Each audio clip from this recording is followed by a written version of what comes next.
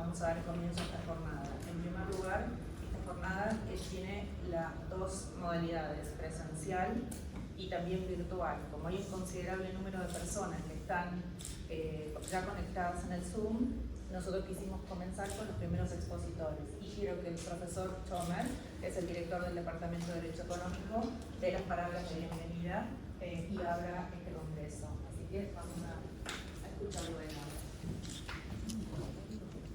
Muy breve. Agradecer la presencia, agradecer a los importantes que toman corazón de la conferencia, de la jornada, agradecer a Gabriela, a Joan Antonelli, ha dejado la piel en esta organización, que esperamos sea exitosa.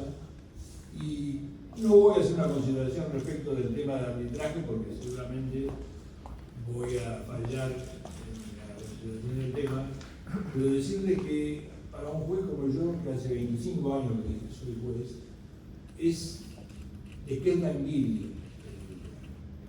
¿Por qué? Porque el juez lo designa el Estado. El juez tiene el imperio, pero en definitiva es elegido de una manera lejana a la gente, por sus representantes, por el Poder Ejecutivo, por el Poder Legislativo, por resortes propios de la Constitución. Pero está alejado de la gente. El árbitro tiene la suerte, lo que despierta mi envidia, es que es elegido por los arbitrados. Los arbitrados, quienes son sometidos al arbitraje, eligen quién los va a juzgar. Y eso despierta la envidia de los jueces humanos. Realmente el arbitraje tiene una extensión en Argentina limitada y tendremos que pensar si no hay otros límites que franquear. Esto es, si no hay temas que hoy, estando excluidos del arbitraje, podrían ser incluidos.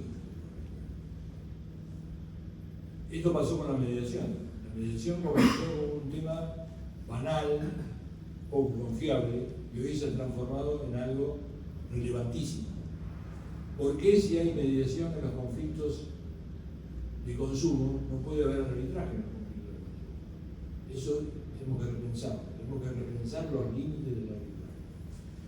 Repito, agradecido por su presencia, agradecido a los disertantes por la presencia de todos ellos. Esperamos contar con su presencia en las próximas reuniones. Y bueno, cuando terminemos, espero que lleguemos a fértiles conclusiones y debatamos los temas que han sido expuestos por cada uno de los disertantes, que van desde el arbitraje internacional, pasando por el doméstico hasta el arbitraje deportivo. Espero que sea de su agrado y utilidad para el ejercicio de sus funciones. Muchas gracias.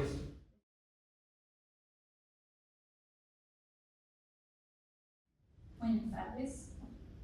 Bueno, vamos a dar comienzo al primer panel. Nuestra primera expositora va a ser María Alejandra Echevarri, aquí con nosotros. María Alejandra es subdirectora nacional de la Dirección Nacional de Asuntos y Controversias Internacionales de la Procuración del Tesoro de la Nación, que representa a la República Argentina en arbitrajes internacionales de inversión.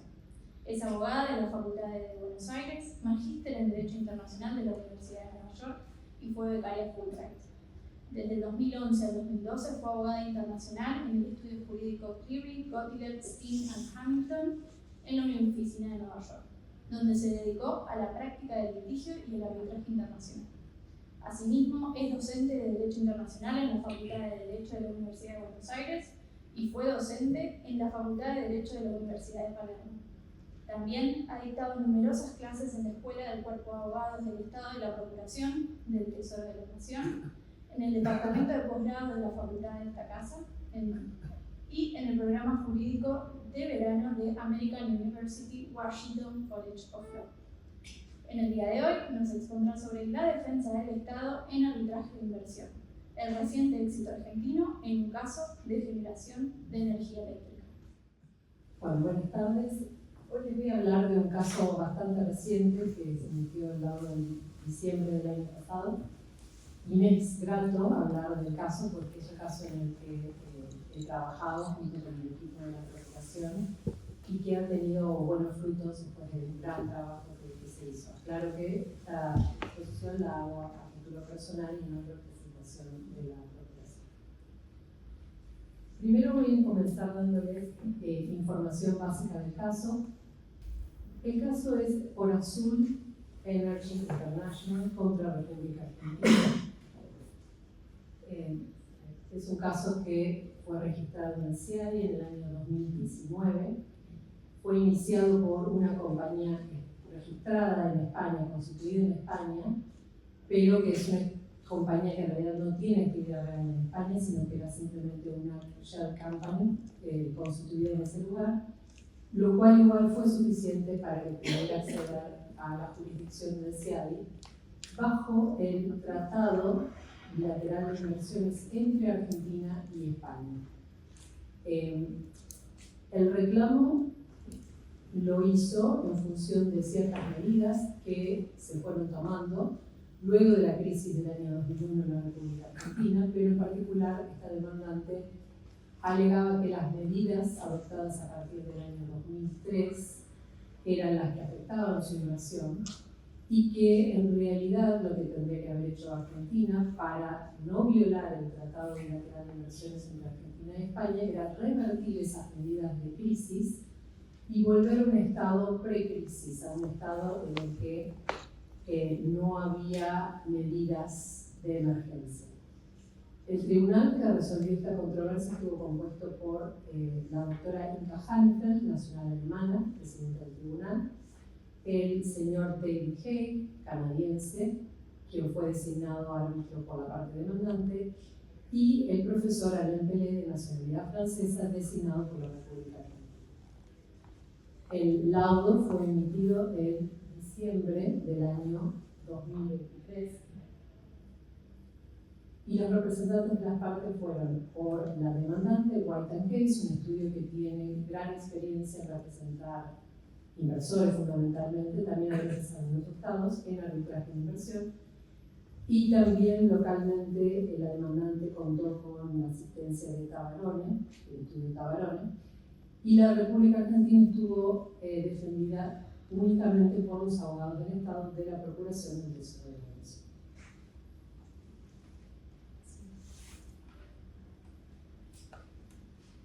Vamos a ver ahora los elementos básicos del reclamo de Orazul, la compañía demandante. La inversión invocada por Orazul era su participación accionaria indirecta controlante en una compañía local llamada Cerros Colorados. Cerros Colorados opera dos centrales de generación de energía eléctrica, una como concesionaria, la central hidroeléctrica Planicie Banderita, y otra, una central térmica de propiedad de Cerros Colorados llamada Alto Valle, ambas en la provincia de Neuquén. Como les comentaba, las medidas que cuestionaba Orazul eran básicamente tres. Por un lado, las medidas regulatorias que modificaron el sistema de remuneración de lo que se llama el precio spot de la generación de energía eléctrica en el mercado eléctrico mayorista. Por otro lado, la especificación y falta de actualización de los pagos por potencia que también reciben los generadores de energía eléctrica. Y en tercer lugar, reclamaba porque alegaba haber sido forzada a aportar a creencias que tenía contra el mercado eléctrico mayorista a un fondo de inversiones necesarias para aumentar, incrementar la oferta de energía eléctrica. La sigla con la que se conoce este nombre es Funding the Moon. Esos eran los principales puntos de reclamo de esta compañía. Y alegaba que estas medidas constituían violaciones de estándares de trato del Tratado Bilateral de Inversiones entre Argentina y España. Fundamentalmente el trato justo y equitativo, las medidas injustificadas y discriminatorias, la plena protección y seguridad, el estándar de expropiación y un estándar adicional llamado cláusula paraguas, que en breve les voy a comentar qué quiere decir. El monto reclamado solamente de capital era de aproximadamente 667.3 millones de dólares, a lo cual le agregaba un reclamo por intereses y costes. ¿Qué decidió el tribunal? En una pormenorizada decisión que se divide básicamente en tres partes, una de jurisdicción y admisibilidad, una de fondo y una menor de daños y costas, el tribunal resolvió esta controversia que su resultado final es favorable para la República Argentina. Si bien en jurisdicción y admisibilidad no aceptó las excepciones que interpuso Argentina, luego, en lo que es el fondo, la mayoría del tribunal, con un voto en disidencia, hizo lugar a los planteos de la República Argentina. En lo que es jurisdicción y admisibilidad, el tribunal determinó que sí tenía jurisdicción y que los reclamos eran admisibles y rechazó los planteos de Argentina, que voy a nombrar rápidamente porque no daría el tiempo de esta exposición para explicarlos, pero que Argentina dice que el reclamo es temporáneo, que el tribunal carecía de jurisdicción porque Horazul no había hecho una inversión o no era la titular de la inversión en el momento en que se habían tomado las medidas cuestionadas. Y además se alegaba otras dos cuestiones, que era que Horazul, o a través de su subsidiaria local, había consentido las medidas que ahora estaba cuestionando, se había renunciado a reclamar. Y por último se alegaba que no había cumplido Horazul con un requisito del tratado que exige litigar al menos durante 18 meses ante las Cortes argentinas como condición para poder acceder a la mitad.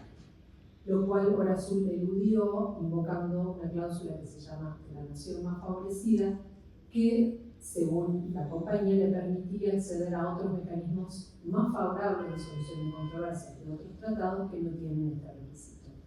Y el tribunal le permitió hacer esto. Pero en el fondo, ya pasando a las cuestiones de fondo, el tribunal hizo lugar a los planteos de Argentina. Y fue analizando los distintos reclamos de la compañía, las distintas alegadas violaciones, y rechazó todos y cada una de las pretensiones de la demanda. Con respecto al trato justo y equitativo, que es el estándar más genérico y el más difícil de determinar, hizo un pormenorizado análisis de los distintos aspectos que eso implica. Vamos a pasar rápidamente, las diapositivas están un poco más extenso, pero el primer aspecto que analizó es lo que se llaman las famosas expectativas legítimas del inversor. Si la República Argentina había o no dado lugar a expectativas legítimas por parte del inversor cuando hizo su inversión, que luego supuestamente se habían visto frustradas. Y el tribunal rechazó este planteo de la demandante diciendo que ninguna de las expectativas que invocaba se fundaba en alguna representación que hubiera hecho el Estado que luego hubiera desconocido, o sea, no había promesas específicas al inversor. La ley de energía eléctrica establece principios generales, pero no un compromiso específico hacia el inversor, y las regulaciones que se habían dictado tampoco constituían un compromiso específico hacia el inversor que pudiera ser invocado ahora. Otros aspectos del trato justo y equitativo que analizó el tribunal es, si pasamos a la siguiente, la actuación de manera transparente y el respeto al debido proceso.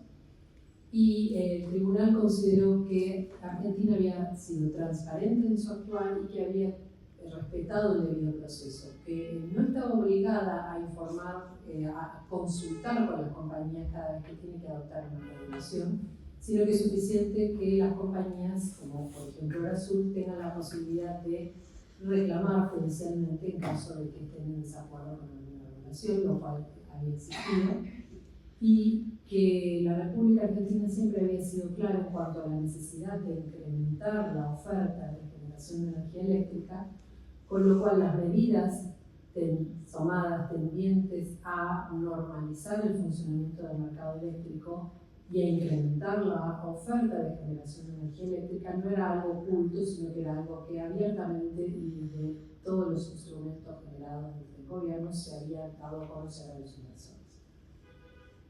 Siguiendo con otro aspecto del trato justo, un componente muy importante de este estándar es el actuar de manera razonable, o sea, no arbitraria. Y nuevamente el tribunal le dio la razón a la República Argentina porque aquí quizás es donde más se discute la virtud o no de alguna política pública. Y el tribunal aclaró que un tribunal de inversión no está en la posición o no tiene que adoptar la posición de juzgar si una política es mejor o peor, o cuál sería más efectiva. Ese no es el papel de la Junta. que tiene que determinar el tribunal es si hay una conexión razonable entre la medida adoptada y el objetivo de política pública legítima perseguido. Y en la medida en que exista una razonable vinculación entre lo que se adopta como medida y lo que se pretende como objetivo de política pública, esto es suficiente para que la medida no sea arbitraria, que tenga una justificación razonable. Y nuevamente, el tribunal consideró que, independientemente de las virtudes o no de las políticas que se hayan adoptado, siempre tuvieron como objetivo expreso las medidas que se adoptaron en la normalización del funcionamiento del mercado eléctrico en la República.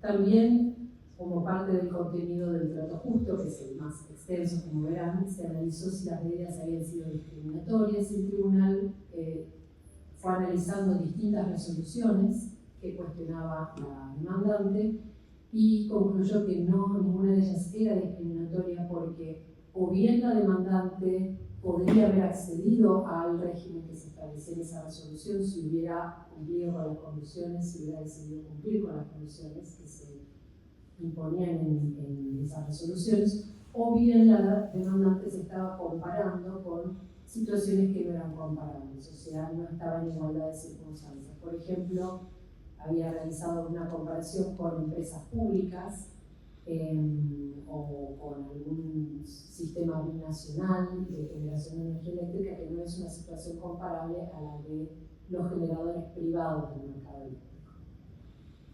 Y por último, en relación con el trato justo, el tribunal analizó si había existido un abuso de autoridad por parte de, fundamentalmente, la Secretaría de Energía al adoptar las resoluciones que fue tomando a lo largo del periodo que fue desde el año 2003 a 2013 y luego hasta la actualidad, y concluyó que no había habido un abuso de autoridad. Fundamentalmente en este punto se discutió si la incorporación de lo que se llaman las liquidaciones de venta con fecha de vencimiento definida, que son básicamente creencias que tienen los generadores contra el sistema, si Horasul las había aportado voluntariamente este fondo que había creado el gobierno para hacer centrales que eran necesarias para incrementar la oferta de generación, este fondo fue o si había sido forzada a poner estas creencias.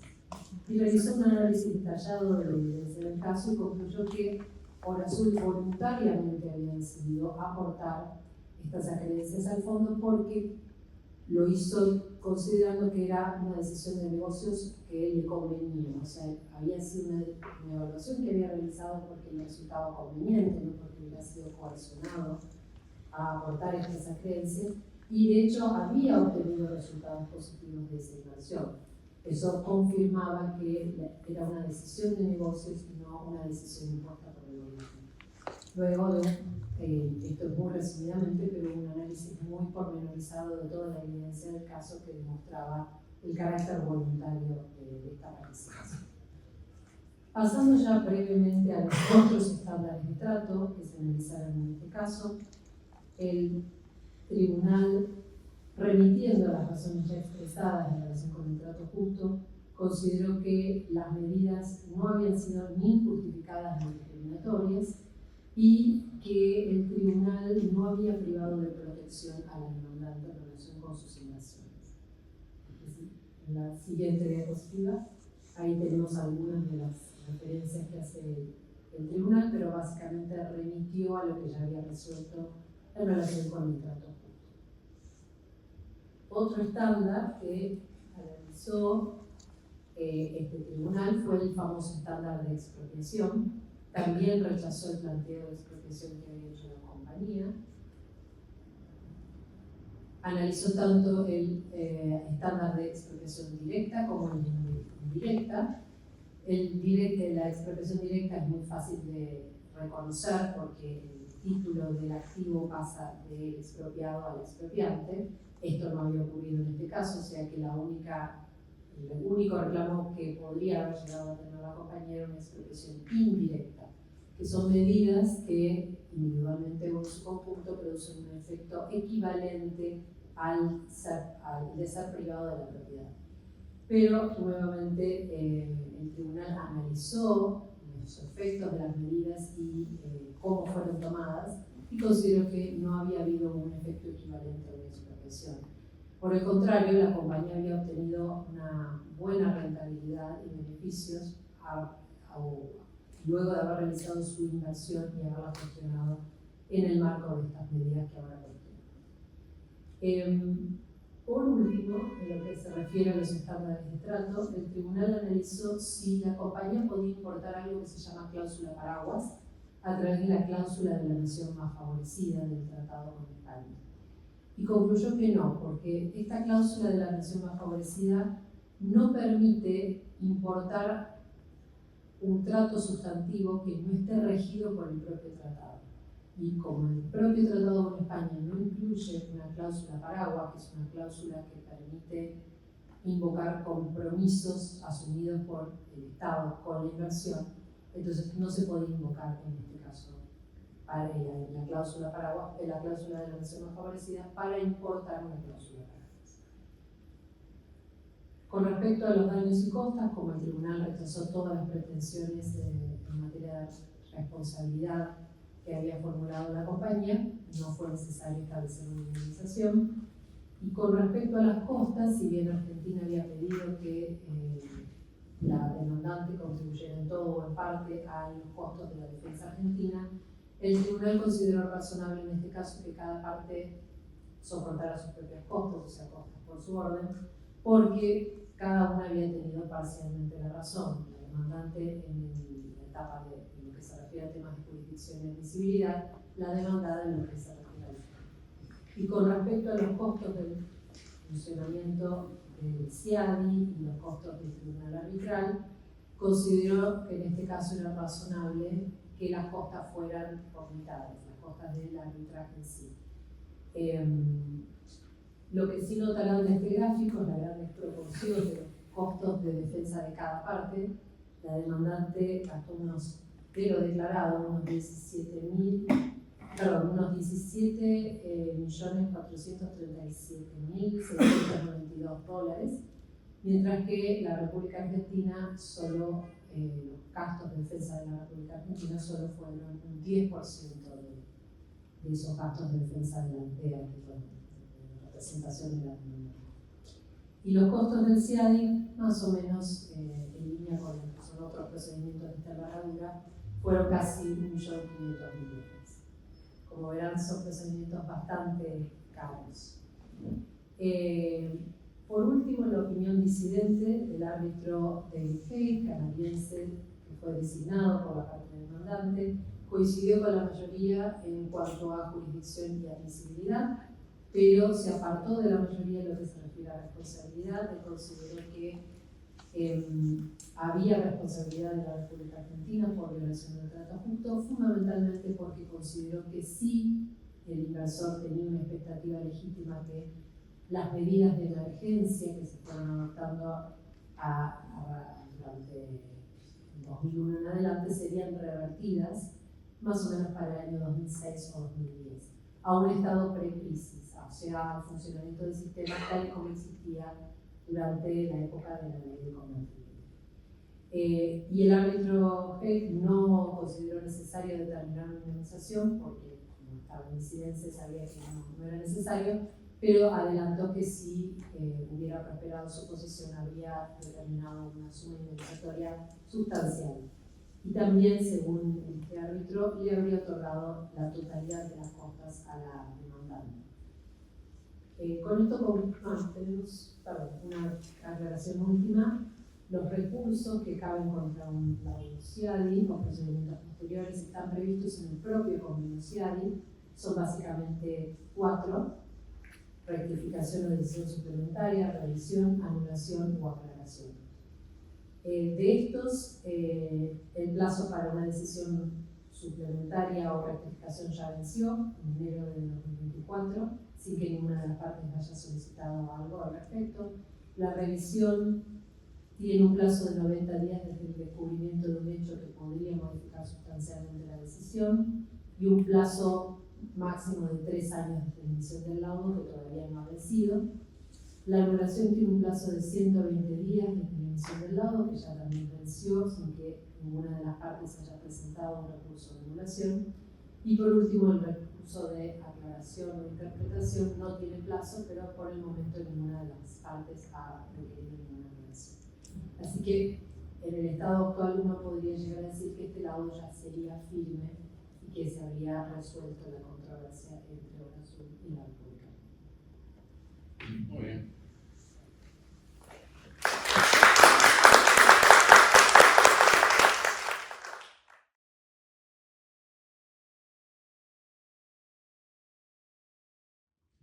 A continuación vamos a escuchar a Santiago Oñate Yáñez, que viene desde México a visitarnos. Santiago es un abogado mexicano con maestría en Derecho en la Universidad de Yale y una licenciatura en Derecho de la Universidad Iberoamericana de México. Actualmente es asociado senior en el área de arbitraje y litigio en Galicia Abogados, donde representa a clientes de arbitrajes comerciales y de inversión que involucran a empresas nacionales y transnacionales, así como entidades estatales y a una variedad de industrias. Tiene una amplia experiencia como litigante en procedimientos civiles y comerciales ante tribunales locales y federales, así como también en medidas cautelares en apoyo al arbitraje. Ha sido miembro del comité editorial de la revista de Derecho Internacional de Yale, profesor de la adjudicación internacional en la Universidad Iberoamericana y ha sido profesor invitado en universidades de Latinoamérica. También es miembro de la Asociación de Derecho Internacional y el Consejo Mexicano de Relaciones Exteriores. Santiago es actualmente secretario administrativo de la presidencia del Instituto Mexicano de Mediación. En el día de hoy expondrá sobre el arbitraje de inversión y los seguros de riesgos políticos como mecanismos de mitigación de riesgos en las inversiones extranjeras. Muchas gracias, estimados miembros del público. Agradezco enormemente la invitación a la Universidad de Buenos Aires, a los organizadores, especialmente a la doctora Mitsubishi por esta generosa invitación. Siempre es un gusto estar en Argentina y siempre que estoy en Buenos Aires me siento en casa. Hace poco, en una conferencia del estilo como esta, los miembros de un despacho estadounidense hablaban de un fenómeno mundial que trataba de los riesgos políticos. Y los riesgos políticos entendidos como el creciente cambio abrupto en políticas públicas que estaba poniendo en cierto grado de incertidumbre a los inversionistas. Y esto como fenómeno global. Se planteaban la necesidad de repensar la redistribución de riesgos en las inversiones extranjeras. Sin dar mayor detalle sobre a qué se referían, yo creo que a muchos les despertó ya sea la confirmación de un diagnóstico anticipado y para otros quizás interrogantes de cómo se podía redistribuir ese riesgo político para los inversionistas. A mí me catalizó una reflexión y era repensar lo que muchos hemos considerado no solamente como un incentivo para las inversiones extranjeras, sino como un mitigador default de riesgos políticos. Y esto es el arbitraje de inversión, que ya mencionaba y anticipaba un caso, por eso felicito a la doctora Echeverry por el trabajo en ese caso, pero el arbitraje de inversión por muchos años justamente se ha pensado como un incentivo para inversionistas extranjeros, así como un mitigador de riesgos políticos en el país en el que vive. Una anterior.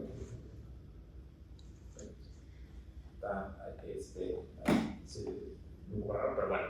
El arbitraje de inversión, y me voy unos pasos antes de lo que ya mencionaba la doctora Echeverry sobre un caso en particular, realmente inició como una respuesta del derecho internacional público a un problema que antes se solucionaba ya sea a través de la protección diplomática o inclusive de la política cañonera, que era para proteger a sus inversionistas de las acciones de otro estado en las inversiones que estos estaban haciendo ahí. Supongamos, yo, un inversionista mexicano, decido invertir en Argentina y por alguna razón el Estado argentino lleva a cabo alguna acción que vulnera mi inversión o la anula. Antes del régimen de protección de inversiones, mi Estado, el Estado mexicano, tenía de dos opciones. Uno, demandar directamente al Estado argentino, asumiendo la protección diplomática de sus ciudadanos, yo. O la otra era llevar a cabo ciertas medidas de presión, que eso se le llama la política cañonera, para tratar de remediar o revertir esas medidas. A raíz de la incorporación de un sistema muy robusto de protección de inversiones extranjeras, se creó el arbitraje de inversión como un mecanismo de derecho internacional público a través del cual los inversionistas podían demandar directamente a los estados por las violaciones que estos cometieran a ciertos estándares de protección. Conforme fue pasando el tiempo, este régimen de protección de inversiones se tornó en uno bastante complejo y el cual, entre otras cosas, fue diseñado o por consecuencia o por diseño, no sé, para mitigar ciertos riesgos políticos y concebido, creo yo, erróneamente, exclusivamente como un incentivo para la inversión extranjera. Actualmente, es mi postura que el arbitraje de inversión resulta un mecanismo ineficiente y altamente costoso para mitigar ciertos riesgos políticos. Y quiero dejar muy claro que no estoy abogando porque el arbitraje de inversión no exista, creo que tiene un rol muy relevante, pero creo que lo tenemos que redimir su valor como un mecanismo de rendición de cuentas de los estados en la arena internacional, más que como un incentivo para la inversión, o más aún como un mitigador de riesgos políticos. ¿Por qué?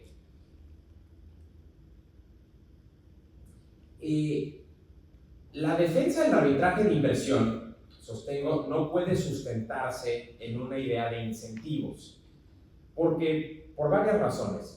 El arbitraje de inversión funciona en la mayoría de los casos como un mecanismo de última instancia.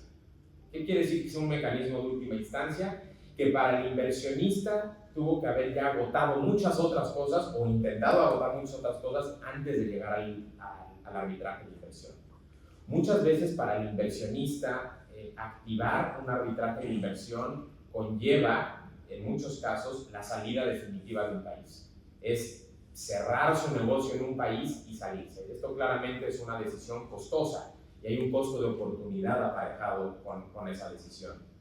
Por otro lado, si uno ve históricamente las estadísticas de los laudos arbitrales en materia de arbitraje de inversión, vemos que el 55% de los laudos han sido decididos en favor de los estados y el 44% en favor del inversionista. Es decir, tampoco los inversionistas tienen un panorama tan claro o tan seguro de que a través de este mecanismo van a lograr un resultado favorable. Como un ejemplo de ello es el caso que acaba de mencionar la doctora Echeverría. Por otro lado, y como cualquier mecanismo de solución de disputas contencioso, es un mecanismo de suma cero. Es decir, que se pierde o se gana. Y eso es un riesgo en sí mismo, aunado justamente a las estadísticas que les estoy planteando. Entonces, si lo vemos de forma esquemática, podemos dividir lo costoso de este sistema, creo que en tres grandes grupos. El primero es el riesgo político que puede existir en cualquier país. Y esto lo podemos ver, ya veremos ahorita qué tipos de riesgos políticos hay, pero los podemos ver de una multiplicidad de formas. Y esto implica un costo de oportunidad para los inversionistas y un riesgo en sí mismo. Pero hay una multiplicidad de fuentes de estos riesgos políticos. Ya no estamos ante las tradicionales fuentes de riesgos políticos.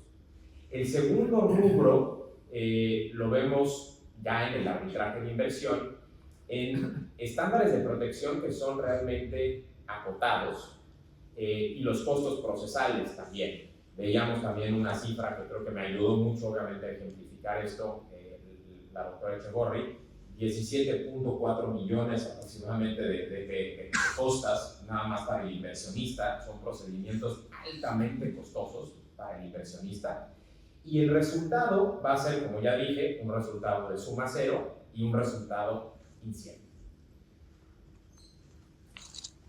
El riesgo político actualmente lo encontramos, a diferencia de décadas anteriores, cuando tuvo inicio el arbitraje de inversión, en una pluralidad de fuentes. Hoy en día podemos hablar de riesgos políticos que se encuentran tanto en cuestiones geopolíticas, conflictos internos, cambios de legislación, regulación y políticas públicas, incumplimientos contractuales por entidades públicas, corrupción, sanciones unilaterales, activismo, terrorismo, amenazas cibernéticas, en fin. La lista de fuentes de riesgo político es inmensa. Y muchas veces, dada la complejidad del mundo actual, los actores que intervienen en la creación de estos riesgos son actores distintos e interactúan de forma paralela muchas veces. Ya no estamos ante escenarios donde es únicamente el Estado quien puede ser el autor de ciertos riesgos, sino que confluyen muchos actores estatales y no estatales en la creación de ciertos riesgos. Y esto lo contrastamos con estándares de protección, que son los que prevé el mecanismo de protección de inversiones extranjeras a través de los tratados internacionales, que son relativamente acotados. Estos estándares de protección, desde el inicio del arbitraje de inversión y de este sistema robusto de protección de inversiones extranjeras, no hizo más que codificar la costumbre internacional de lo que habían sido los riesgos tradicionales a los cuales se enfrentaban los inversionistas.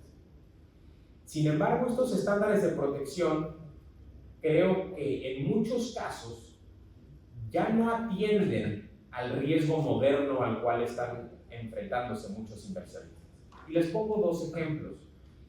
Uno de ellos es el trato justo y equitativo, uno de los estándares que fue atendido en el laudo del asunto azul que se mencionaba anteriormente.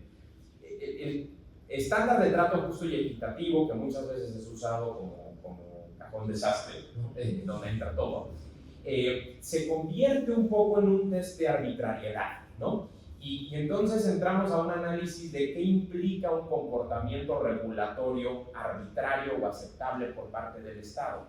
Se vuelve un estándar muy difícil de comprobar en muchos casos, pero dentro del cual tratamos de que quepa todo, o todos los riesgos políticos a los cuales se enfrenta un inversionista.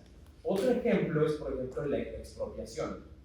También mencionaba la doctora Echegorri la diferencia entre expropiación directa e indirecta.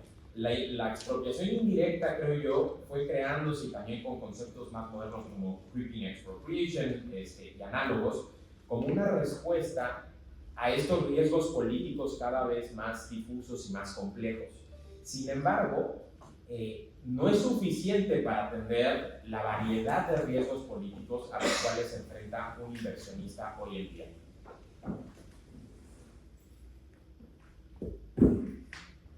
Creo que estas dos visualizaciones nos ayudan a entender, por un lado, del lado izquierdo, cómo se comportarían los riesgos políticos hoy en día, es decir, multiplicidad de fuentes, multiplicidad de actores actuando de forma paralela y vulnerando potencialmente una inversión extranjera, mientras que los estándares de protección son acotados, rígidos y están diseñados para proteger cierto tipo de riesgos políticos y ante cierto tipo de situaciones.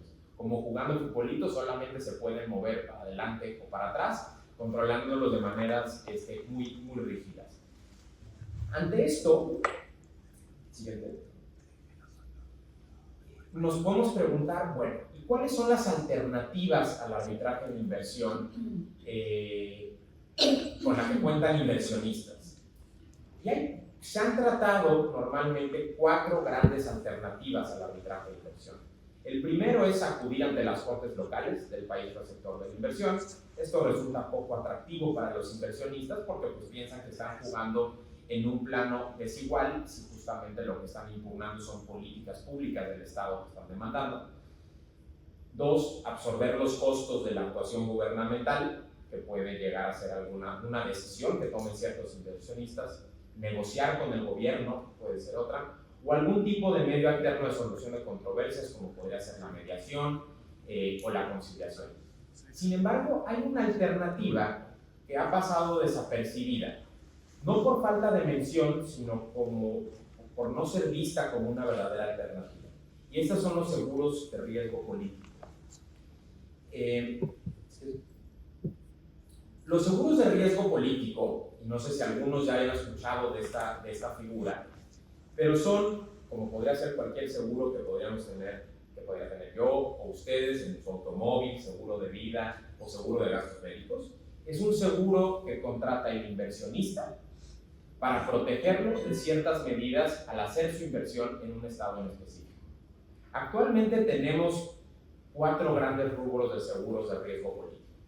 Hay programas nacionales o bilaterales ofrecidos por los estados. Un ejemplo claro es lo que pasó después del Plan Marshall en Estados Unidos, los programas que ofrece USAID, el DFC, con sus siglas en inglés, o el OPIC.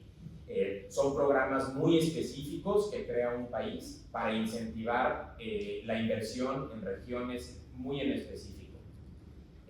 Otros son los programas multilaterales proporcionados por organismos internacionales. También son normalmente enfocados en una región en específico, con objetivos muy particulares de incentivar o proteger inversiones en industrias específicas, países en específico y para cierto tipo o perfil de inversionistas. Otros son los programas auspiciados por bancos de desarrollo regionales. Estos son, por ejemplo, en África y en Asia, la Agencia Africana de Seguros de Comercio o el Banco de Desarrollo Asiático ofrecen este tipo de seguros para incentivar inversiones en regiones específicas. Y en cuarto lugar tenemos los seguros proporcionados por aseguradoras privadas, quizás los más conocidos por nosotros, y que las grandes aseguradoras, por ejemplo Lloyds, tienen toda una rama de seguros de riesgo político que no están enfocadas en industrias o regiones en específico, sino que son seguros más generalizados. Ahora, habiendo atendido esto, que es como un panorama general, la pregunta que nos debemos hacer es ¿cómo reasignamos los costos y los riesgos en una inversión extranjera? Ya dijimos que los costos para un inversionista extranjero de irse a un arbitraje de inversión son altos si se toma en cuenta que su objetivo es mitigar ciertos riesgos políticos. ¿Cómo los podemos reasignar sin anular por completo la figura del arbitraje de inversión? Y aquí es donde acudo a una teoría del académico norteamericano Guido Calabresi, quien al estudiar el sistema de responsabilidad civil en Estados Unidos, creó una teoría que a mí me parece tan arriesgada como reveladora. Él lo que dice es que en la responsabilidad civil extracontractual, para un economista, la culpabilidad o la causalidad es irrelevante. ¿Por qué? Y él pone un ejemplo muy claro. Supongamos un riesgo creado en el lugar del trabajo. Dice, si de antemano o a priori la responsabilidad se pone del lado del trabajador, lo que causará es que el trabajador exija un sueldo más alto para pagar un seguro. Si la responsabilidad a priori se pone del lado del empleador, el empleador pagará un sueldo más bajo para compensar el costo de un seguro. Él lo que hace con esta teoría es quitar del centro de la gravedad a la causalidad dentro de la responsabilidad y crea una teoría de quién es el evasor menos costoso para evitar un riesgo. Y entonces se pregunta dos cosas. ¿Quién puede soportar el daño de mejor manera? Uno. Y dos, ¿quién está mejor posicionado o en mejores condiciones para preverlo? Da igual quién lo haya causado. Yo creo que si bien el arbitraje de inversión y el sistema de inversiones extranjeras no es de ninguna forma un sistema de responsabilidad civil extracontractual, las premisas de Guido Calabresi sí pueden usarse para reentender la distribución de riesgos en la inversión extranjera. Ahora, habiendo dicho eso, la pregunta que nos debe obligada es, bueno, y en una inversión extranjera donde de un lado tenemos al Estado y del otro lado tenemos al inversionista, ¿quién es el evasor menos costoso de un riesgo político? ¿El Estado o el inversionista? Sin embargo, hay pocas fuentes dentro del derecho internacional público que nos pueden ayudar a contestar esta pregunta. Pero sí hay otros escenarios u otros foros en los cuales podemos encontrar la respuesta. Y yo creo que una de ellas es, por ejemplo, las asociaciones público-privadas. Ustedes saben que las asociaciones público-privadas pues son emprendimientos que hace el Estado junto con un inversionista privado para un proyecto en específico. Dentro de esas asociaciones público-privadas ya existe o ya está preconceptualizado una distribución de riesgos. Se ha considerado dentro de las asociaciones público-privadas, y esto creo que es bastante generalizado alrededor del mundo, que hay dos preguntas que se hacen dentro de cualquier transacción o operación. Uno es, ¿cuál de los dos agentes puede controlar de mejor forma la frecuencia del riesgo? Y dos, ¿qué agente está mejor posicionado para manejar la materialización del riesgo y sus costos? Yo creo que respondiendo estas dos preguntas, el inversionista en muchos casos es el evasor menos costoso para prevenir cierto tipo de riesgos políticos.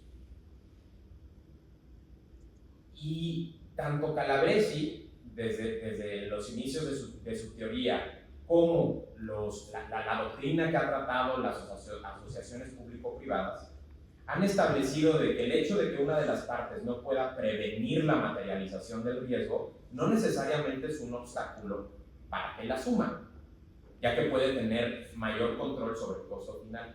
Y esto creo que es importantísimo, porque para algunos puede sonar alarmante que se diga que el inversionista es quien debe de asumir el costo del riesgo político cuando el riesgo político lo crea el Estado.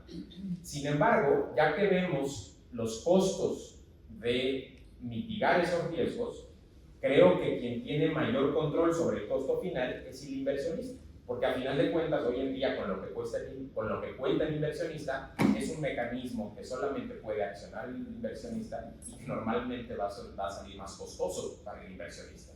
Entonces, el inversionista al contratar, por ejemplo, un seguro, puede tener mayor control sobre el costo final que puede tener ese riesgo político.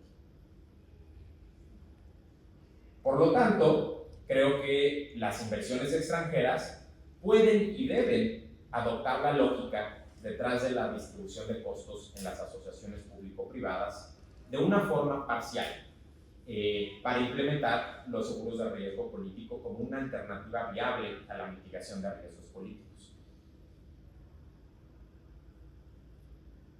Ahora, habiendo dicho lo anterior, ¿hacia dónde debe de ir una política de distribución de riesgos empleando seguros de riesgos políticos?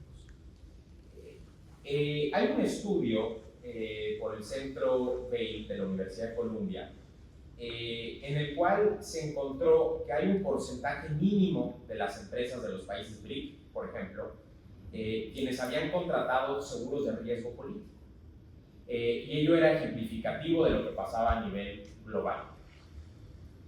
Y por las razones que se manifestaron para la no contratación de estos seguros, se dijo que por un lado se definían de forma demasiado estrecha los riesgos políticos por los seguros y por otro que tenían costos elevados.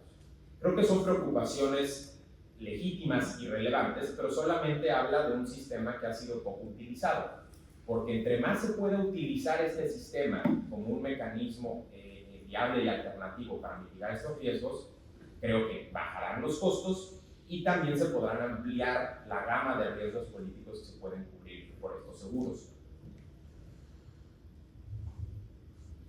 Hoy en día, aproximadamente el 27% de las empresas a nivel mundial no saben sobre estos productos.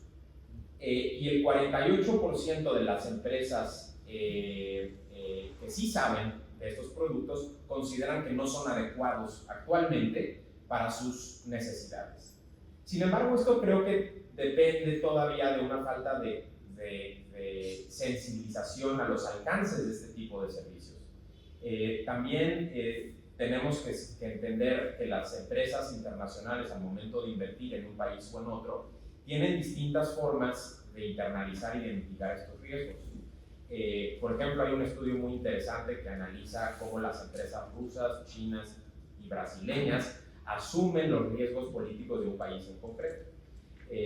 Mientras que los países rusos tratan de establecer relaciones muy estrechas con ciertos agentes gubernamentales y de ahí tratar de mitigar ciertos riesgos, las empresas chinas, por ejemplo, tratan de hacer alianzas con empresas nacionales, ¿no?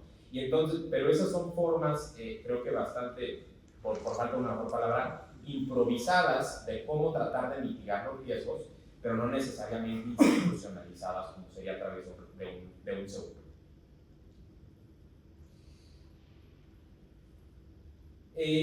Los beneficios, creo yo, de implementar un sistema ya más generalizado y robusto de seguros de riesgo político es que varios de ellos ya contemplan hoy en día, por ejemplo, periodos de cooling off, que son la aseguradora exige que el inversionista tenga un momento de negociación o de respiro, si así lo quieren llamar, antes de poder presentar un reclamo ante la aseguradora. Esto también ayuda a encontrar mecanismos alternos para mitigar los riesgos a los que se enfrentan.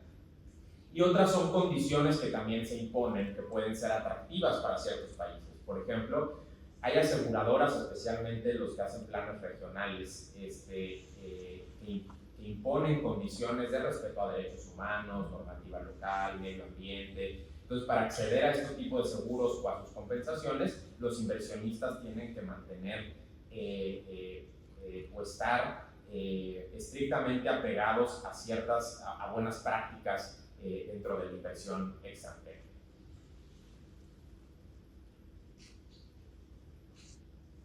Ahora, por último, si implementamos o se implementa de forma más generalizada el seguro de riesgo político como una alternativa viable y generalizada para mitigar ciertos riesgos políticos, nos seguimos teniendo que preguntar cómo va a interactuar ese sistema con el arbitraje de inversión ya existente. Porque, como les dije, yo no estoy abogando de ninguna forma por la abolición del arbitraje de inversión. Tiene que seguir existiendo.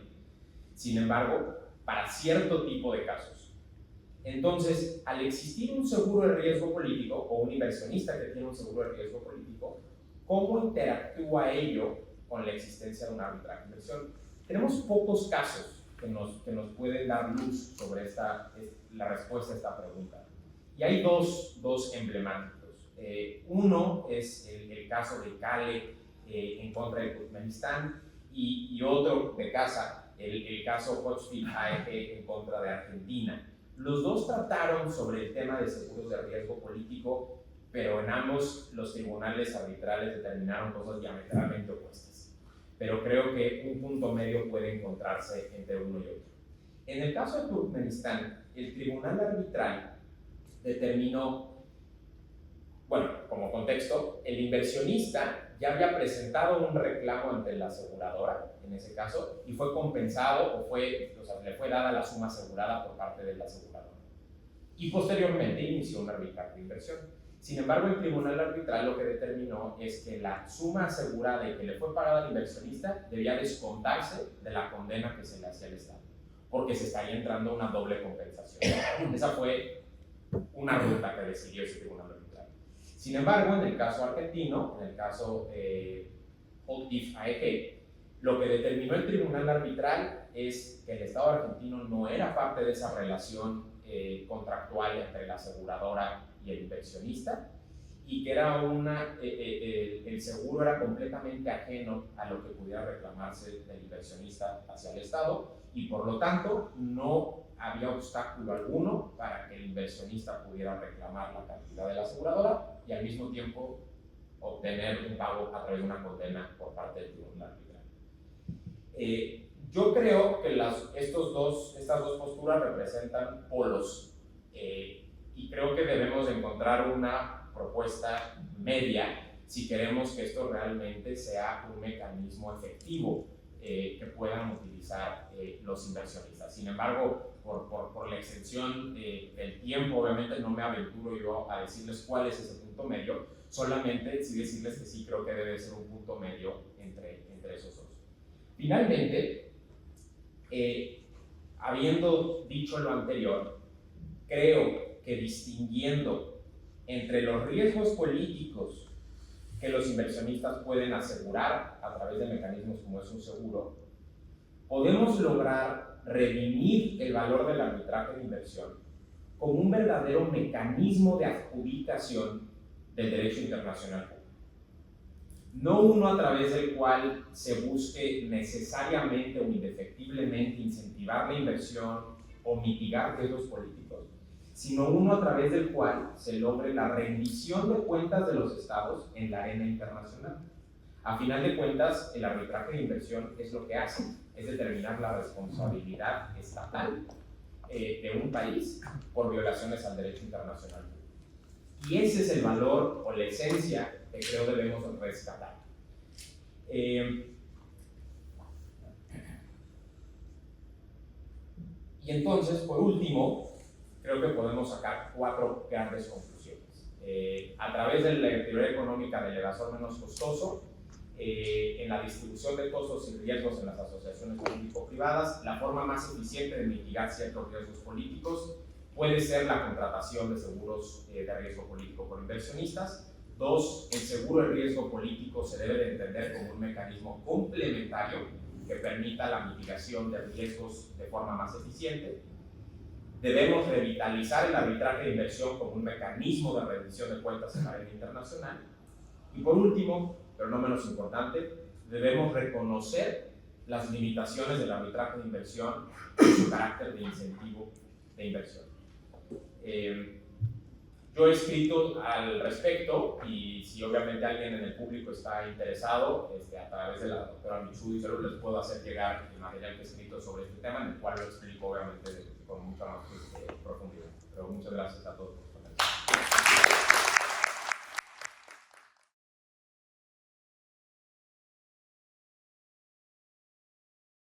Vamos a continuar ahora con Julio Rivera. Julio es magíster en Derecho por la Universidad de Harvard y es doctor de Derecho de esta casa de estudios. Actualmente se desempeña como socio de Marval, O'Farrell y Mayrell, además de ser profesor de la Universidad de San Andrés y de la Universidad de Nueva York.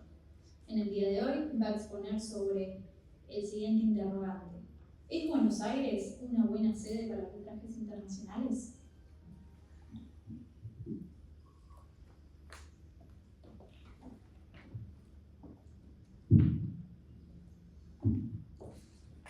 Muchísimas gracias por la invitación. Es un placer siempre estar acá en la Universidad de Buenos Aires.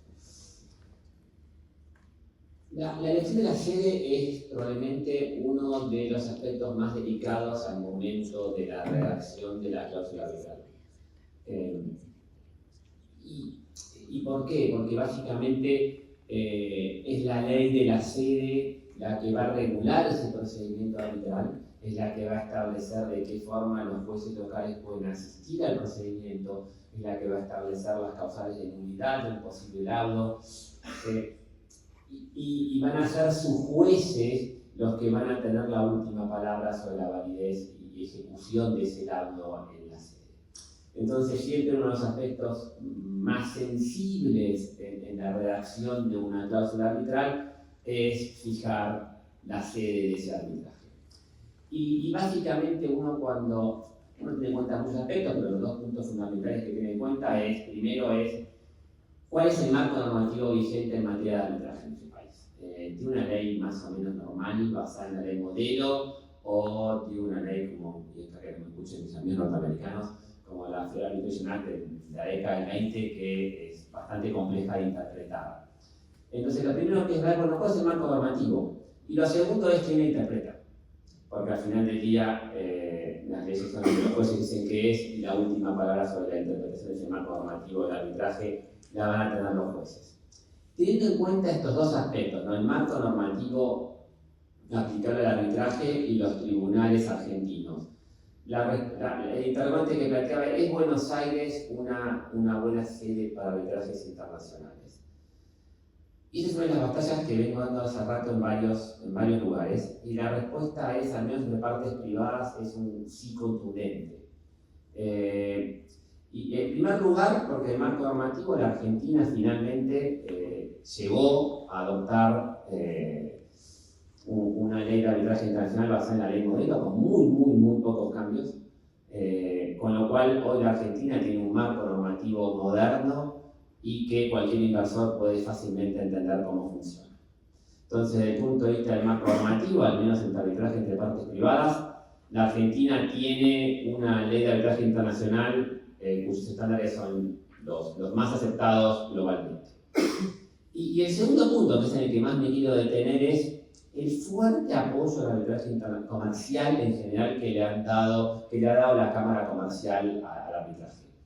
Que creo que en los últimos, por lo menos 15 años, las distintas salas de la Cámara Comercial han apoyado muchísimo el desarrollo del arbitraje. Y si no tenemos más arbitraje, no es un problema ni de la ley ni de la Cámara Comercial, es un problema que en Argentina hay muy pocos negocios y muy pocas transacciones comerciales, y por lo tanto no hay tanto desarrollo del arbitraje como el que puede haber en comparación con países como México o como Brasil.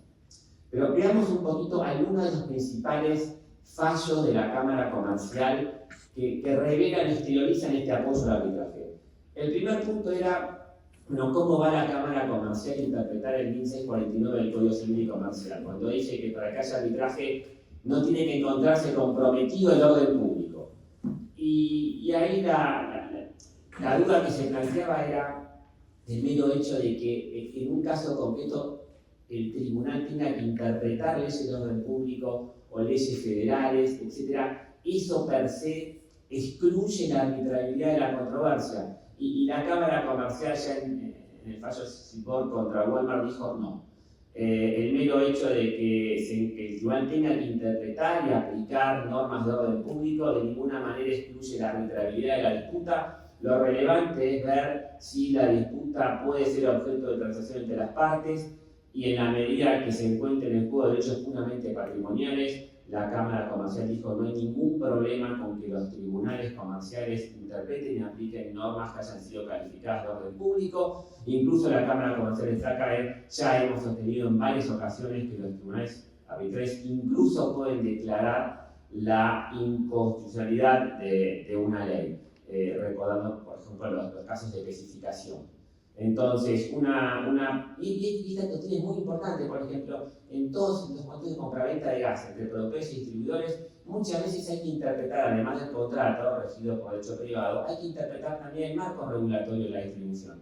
Y el mero hecho de que haya que interpretar el marco regulatorio no excluye de ninguna manera la arbitrabilidad de esas disputas. El segundo apoyo muy fuerte al arbitraje puede verse también en un fuerte reconocimiento del principio de competencia-competencia. Como sabemos, paciente tiene dos variantes, el aspecto positivo y el aspecto negativo. En general, el aspecto positivo no es cuestionado, la capacidad del tribunal, el poder del tribunal de resolver sobre esa competencia. El efecto negativo es más complejo, tiene diversos enfoques en diversas legislaciones. Acá en la Argentina, bueno, en la Ley de Derecho Comercial Internacional, tenemos básicamente no explica mucho el estándar que debe en qué casos excepcionales podría intervenir a priori un tribunal judicial, mientras que en el Código Civil y Comercial tenemos un estándar muy parecido de la legislación francesa que exige que esa intervención inicial de un tribunal judicial solo podría estar justificada si fuese el vicio de la cláusula fuese patente o manifiesto. Y la Cámara Comercial confirmó esta interpretación, dijo que solamente cuando la nulidad o la inaplicabilidad sean evidentes e incontestables, entonces puede intervenir antes que el tribunal arbitral en la determinación de la validez de la cláusula. De lo contrario, tiene que ser resuelto inicialmente por el tribunal arbitral, sin perjuicio obviamente que al momento de la nulidad se podrá discutir con mayor efectividad la validez o alcance de la cláusula arbitral. Entonces, también respecto a este punto, en general, la Cámara Comercial ha evidenciado un fuerte apoyo a la no intervención temprana en los procedimientos arbitrales, cosa que es bastante positiva. En materia de extensión de cláusula arbitral a partes no signatarias, uno de los temas también más delicados y sensibles del arbitraje internacional, la Cámara Comercial ha encontrado un equilibrio muy razonable y teniendo en cuenta toda la evolución de la jurisprudencia de tribunales de otros países. Por ejemplo, en la Serra contra Vapro, la Cámara Comercial dijo el mero hecho de que una empresa integre un grupo económico o sea controlante de una determinada parte no es un argumento suficiente para extender la cláusula arbitral, sino que tiene que haber, siguiendo en este sentido la doctrina francesa, tiene una especie de consentimiento implícito a la cláusula arbitral exteriorizado a través de la participación activa en la negociación, celebración, ejecución o terminación de ese contrato. Solamente en esos casos excepcionales, define la Cámara Comercial, podría extenderse la cláusula a una parte no signataria. También tengo este sentido, evidenciando además un conocimiento muy profundo de toda la jurisprudencia en este tema en los tribunales franceses y otros tribunales. Y el punto más importante, porque uno al final del día, cuando trata de arbitraje, lo que quiere es que la cuestión del mérito sea tratada por el tribunal arbitral y no por el Estado, y no por los jueces estatales, ¿no? Esa es la idea del arbitraje, ¿no? Que el mérito de la controversia sea resuelta por los árbitros de forma final. Y en este sentido, la Cámara Comercial en los últimos 15 años ha desarrollado una interpretación muy restrictiva de las causales de nulidad del laudo arbitral. La Cámara ha dicho incontables veces que los jueces no deben revisar los méritos del laudo en el marco del recurso de nulidad, que el recurso de nulidad no está previsto para atacar errores indicando y que para resolver el recurso de nulidad carecen de eficacia los argumentos que tienen a demostrar la injusticia del laudo. O sea, los jueces no pueden revisar el fondo de la controversia. Y como si fuera poco, además de este apoyo que en algunos casos que he tratado de demostrar de la Cámara Comercial, también hemos tenido recientemente un fuerte apoyo de la Corte Suprema. En el 2018, en el caso Ricardo López contra Gemabiotec, la Corte dijo, al analizar el caso de traje doméstico, donde analizaba la causal de nulidad del laudo de falta esencial en el procedimiento, dijo, en un caso en donde básicamente la Cámara se había anulado un laudo con el argumento de que no había tenido en cuenta la prejudicialidad penal. Y la Corte Suprema dijo, miren, el tribunal arbitral tuvo en cuenta la norma que regulaba la prejudicialidad, simplemente la interpretó de una determinada manera, con lo cual el mero hecho de que un tribunal judicial disienta con la interpretación de esa norma de prejudicialidad penal no resulta suficiente para anular un laudo, es una cuestión del mérito de la controversia y por lo tanto el laudo no puede ser anulado. En síntesis, hay una fuerte resistencia de los tribunales comerciales e incluso de la Corte a revisar el fondo de la controversia.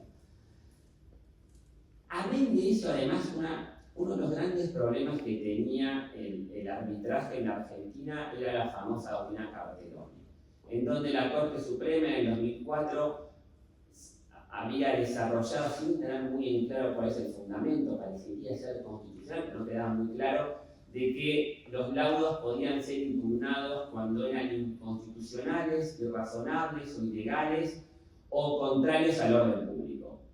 Y en este sentido también hay un último fallo de la Corte, en el año 2018, en Procuración del Tesoro, en donde la Corte primero ratificó una cosa muy importante, es que no procede el recurso extraordinario federal contra los laudos arbitrales, sino que hay que seguir la vía correcta, que es el recurso de nulidad, y eventualmente sí contra la decisión del tribunal que resuelve el recurso de nulidad, interponer el recurso extraordinario. Es muy, muy importante, sobre todo para evitar misterios jurisdiccional y procedimientos paralelos. Y lo segundo muy relevante que dijo la Corte es que parece limitar Carteloni, desaparece la referencia a la irrazonabilidad, ilegalidad o inconstitucionalidad del laudo y queda y queda limitada esa revisión, digamos, a causales no previstas en el código, exclusivamente al orden público. Con lo cual parecería ser que esa revisión de raigambre constitucional fuera del marco normativo del Código Procesal ha quedado limitada exclusivamente a cuestiones de orden público. Esta delimitación súper restrictiva del control constitucional del laudo debe ser también bienvenida por parte de la Corte. Es un muy buen avance en materia de arbitraje y brinda mucho sustento al arbitraje internacional que tenga sede en Buenos Aires, porque de alguna forma diluye los riesgos de este control constitucional, que en otra parte de Latinoamérica es un problema un poco más complejo.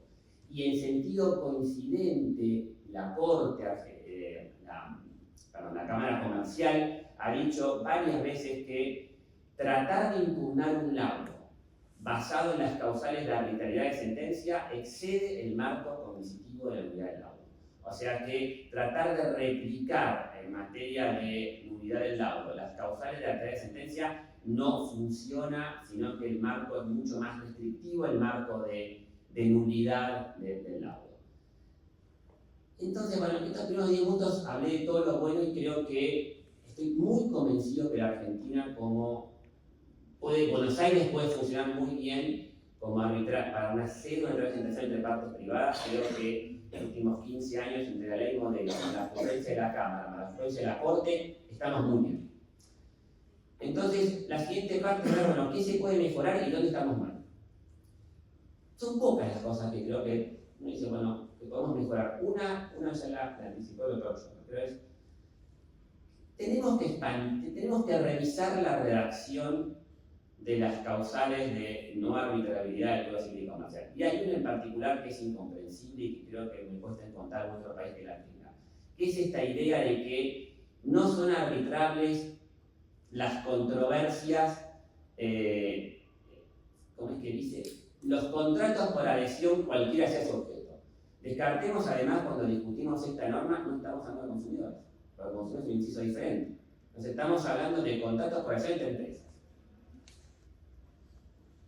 En materia de arbitraje internacional, esta cláusula es particularmente problemática. ¿Por qué? Y porque en el ámbito del comercio internacional, cada vez más las relaciones comerciales se exteriorizan y se perfeccionan a través de contratos de adhesión. Con total independencia de cuál sea la parte débil y la parte fuerte, está lleno de contratos de adhesión en el desarrollo del comercio internacional. Y es una norma muy peculiar porque, fíjense, normalmente las causales de no arbitrabilidad dependen de la materia, pero esta no depende de la materia, sino que depende de cómo fue negociado el contrato. Está Roque acá, que Palula define muy bien en su libro, donde dice, en realidad parece ser una especie de causal de inoponibilidad, ¿no? Que solamente la parte débil es la que puede invocar la invalidez de esta cláusula, pero no la privaría esa si la quiere oponer a la contraparte, ¿no? La Cámara Comercial ha tratado, difícil con el texto, ha tratado de presentar una interpretación un poco más razonable. Hay dos tendencias en la Cámara Comercial con respecto a la cláusula, casi siempre analizadas en casos domésticos, no internacionales, en donde básicamente lo que dice una postura la interpreta de forma muy literal y dice si la cláusula está en un contrato de adhesión es inválido.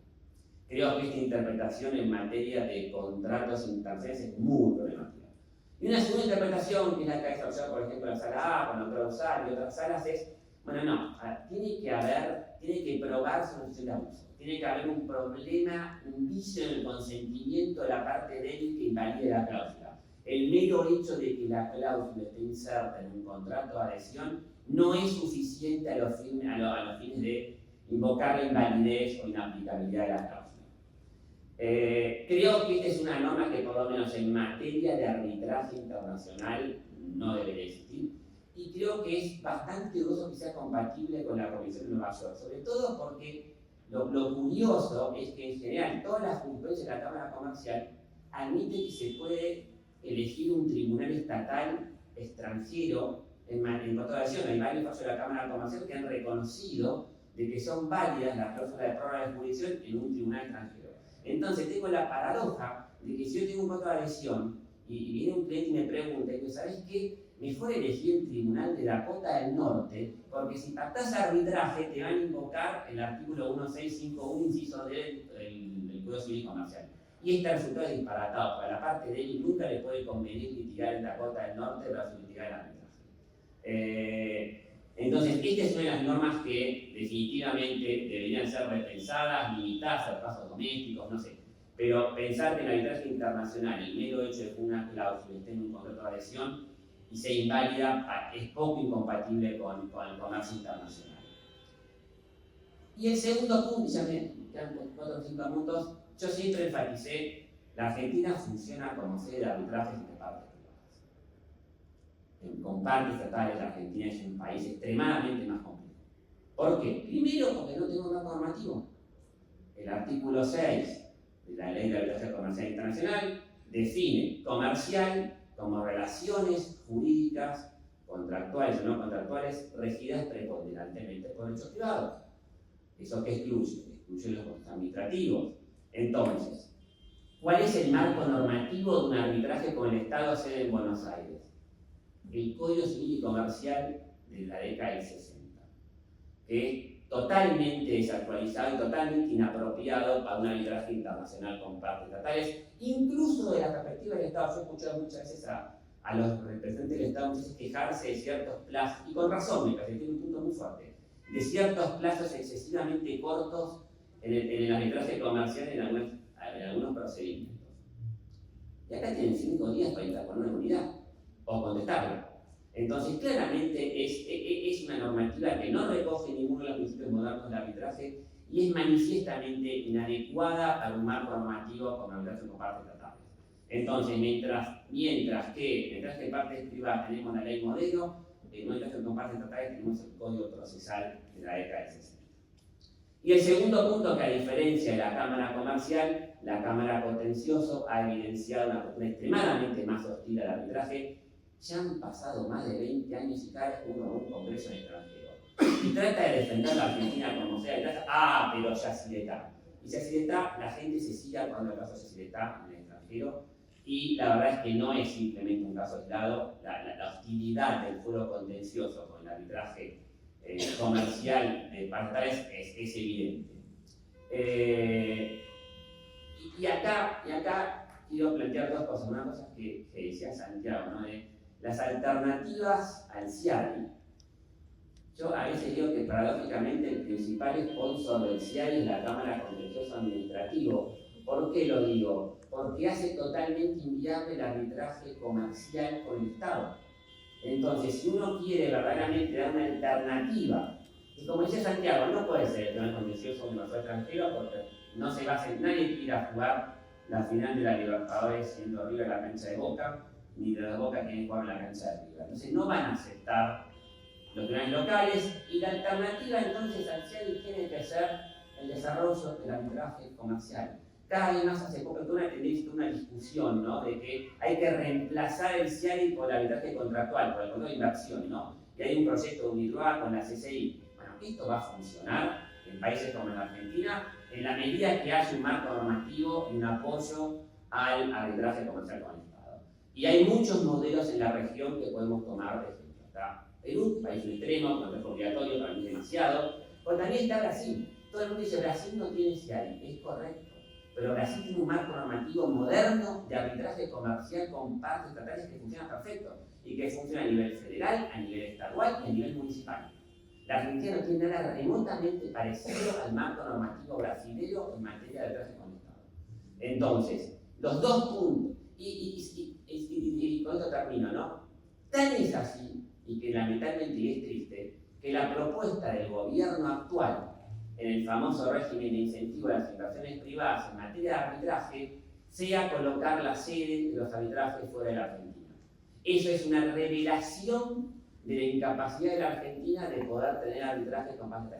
Y es casi un renunciamiento triste, ¿no? Que no podamos tener arbitrajes estatales con sede en la Argentina, comerciales con partes estatales. Creo que eso es un poco los 2 aspectos que deberíamos mejorar para poder ser finalmente una serie completa de arbitrajes internacionales, también justamente. Gracias.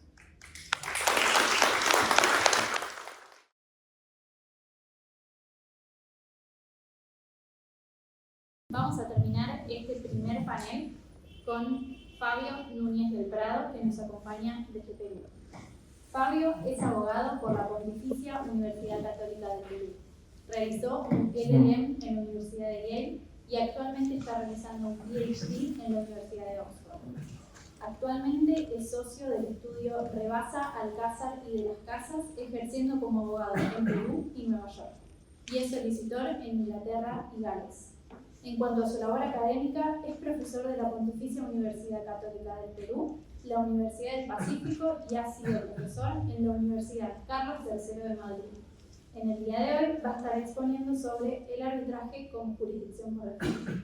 Muchísimas gracias por la invitación. Es un gusto estar acá en el Buenos Aires, la doctora Chudis, y además es verdaderamente un placer compartir acá con unos amigos, con Alexandra, Santiago, Julio, de ver tantas caras conocidas.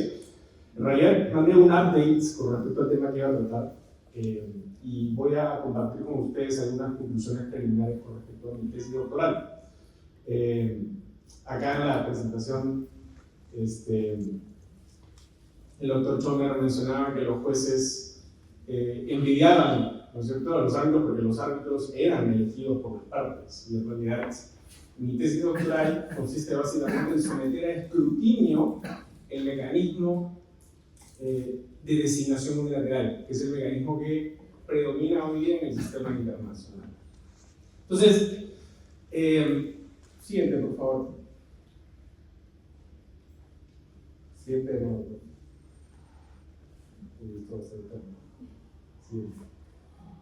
Bueno, como ustedes saben, hoy en día básicamente prima el mecanismo de designación unilateral. Imagino que la mayor parte de acá son abogados, pero básicamente la forma en que funciona es ese mecanismo default en la mayor parte de reglamentos arbitrales. Las partes designan unilateralmente a sus coárbitros en la solicitud de arbitraje y en la contestación, y luego sus coárbitros designan al presidente. Hay las encuestas de Queen Mary y otras que decían que este es el mecanismo preferido, que es muy valorado por las partes, les gusta preservar este derecho, no quieren que se lo quite, porque las partes obviamente son libres de pactar cualquier otro tipo de nombramiento, pero las partes se aferran a este sistema. Siguiente, por favor. Siguiente la plana. Ahora, este tema del que estoy hablando, al menos esto pasa en Perú, no sé si pasa en Argentina, se piensa que es un tema que no se debate mucho a nivel internacional. Pero lo cierto es que someter escrutinio al mecanismo de designación ha sido probablemente uno de los debates más provocativos a nivel internacional. En pantalla creo que tienen algunas de las personalidades que representan o personifican este debate. Tienen por un lado a Albert Jan Vandenberg y a Jan Paulson, que han sido muy críticos con respecto al mecanismo de designación unilateral, y por otro lado tienen a Gary Born y a Charles Brouwer, que han defendido a raja de espada el mecanismo de designación unilateral. Siguiente, por favor. Y pueden ver también que este debate ha sido tan candente, que es de los pocos debates a nivel internacional en que estos autores que mencionaba hace un instante, en realidad se tomó muy personal el debate, ¿no? En realidad no solamente hay un artículo defendiendo el sistema, sino luego hay otro criticando ese artículo y luego otro artículo de respuesta. Así que si les interesa este tema del que voy a hablar, verdaderamente les recomiendo esos artículos que son maravillosos. Siguiente, por favor. Ahora, ¿cómo surgió la idea de escribir una disertación sobre este tema, ¿no? Yo me preguntaba si el sistema de nombramiento unilateral está roto, es broken.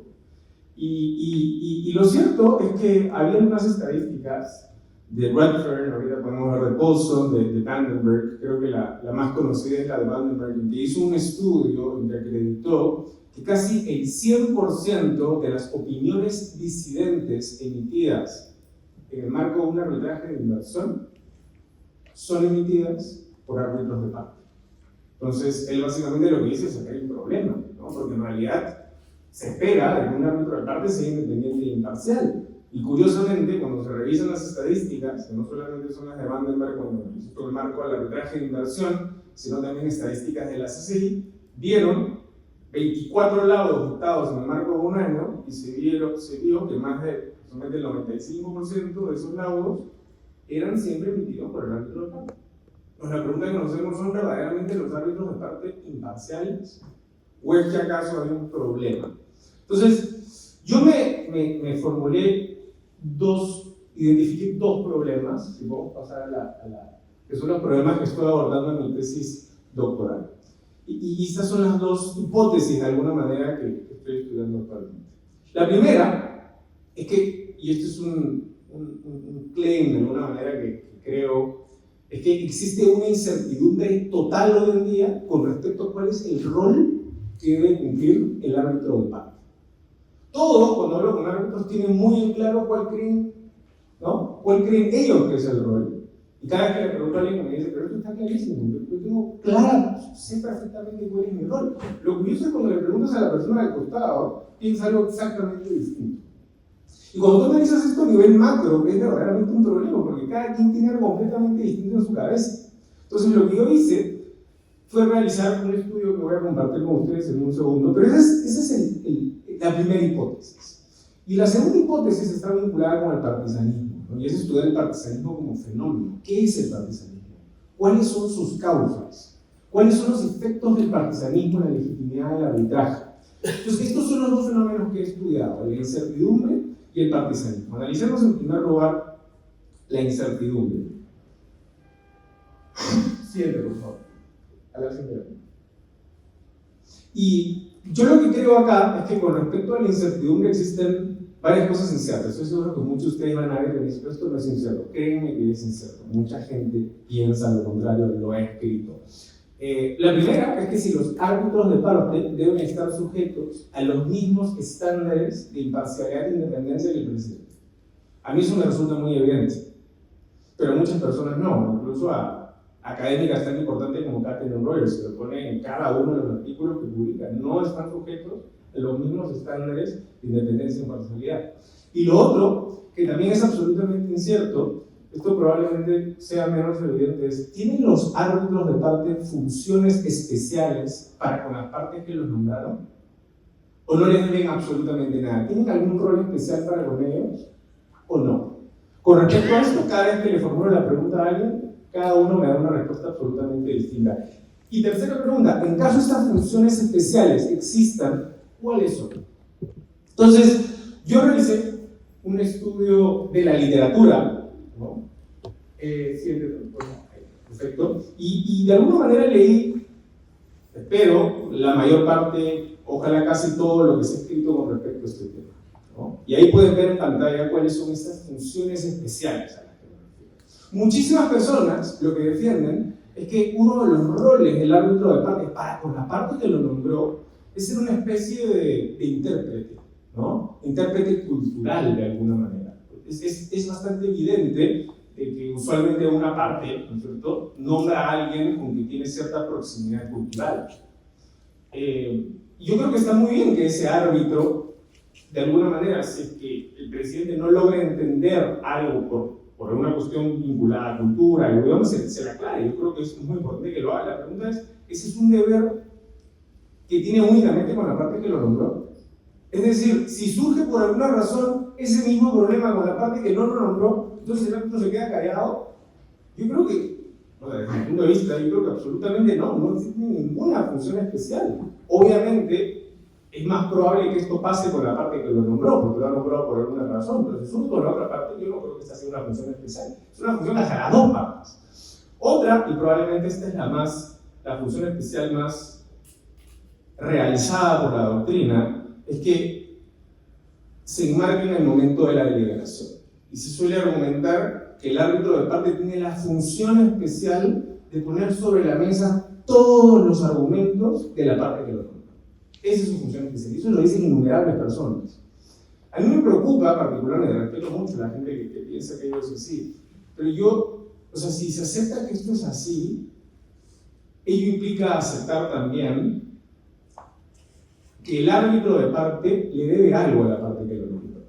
Por más mínimo que sea, pero le debe algo. Yo creo que el árbitro de parte no le debe nada a nadie, ¿no? Entonces no tiene ninguna función de alguna manera colocar y de alguna manera summarize toda la evidencia y la prueba para llevarse la masticadita al presidente. Entonces, esta es probablemente, digamos, la función que más se discute en doctrina. Otra es también asegurar el debido proceso de la parte que te nombró. Yo me hago exactamente la misma pregunta, y esa función especial no la tiene el árbitro también con la parte que lo nombró. Es si por alguna razón hay evidencia de que hay una violación manifiesta del debido proceso que los otros dos árbitros por alguna razón no identificaron hacia la parte que no lo nombró, ¿no debiese levantar la mano y decir que hay un problema? Yo creo que por supuesto que sí, por supuesto que debes hacerlo. Pero lo cierto, lo indiscutible, más allá de las posiciones que pueda tener yo, Santiago, Julio, Alexandra, lo cierto es que existe incertidumbre en el sistema, que nadie está de acuerdo con respecto a qué es lo que puede hacer un árbitro de parte y qué es lo que no puede hacer. Y esto crea un problema, porque la predictibilidad es esencial, la predictibilidad del decision maker es indispensable en el sistema. Y siguiente, por favor. Con respecto a este tema, esto lo pasamos rápido, también yo aproveché, veía y colocaba básicamente los versus, ¿no? En que veías, por ejemplo, Lowenfeld versus Alfonso Gómez Acebo. Lowenfeld viene y te dice, los árbitros de parte tienen funciones especiales. Y Gómez Acebo viene y te dice básicamente, los árbitros de parte no tienen funciones especiales.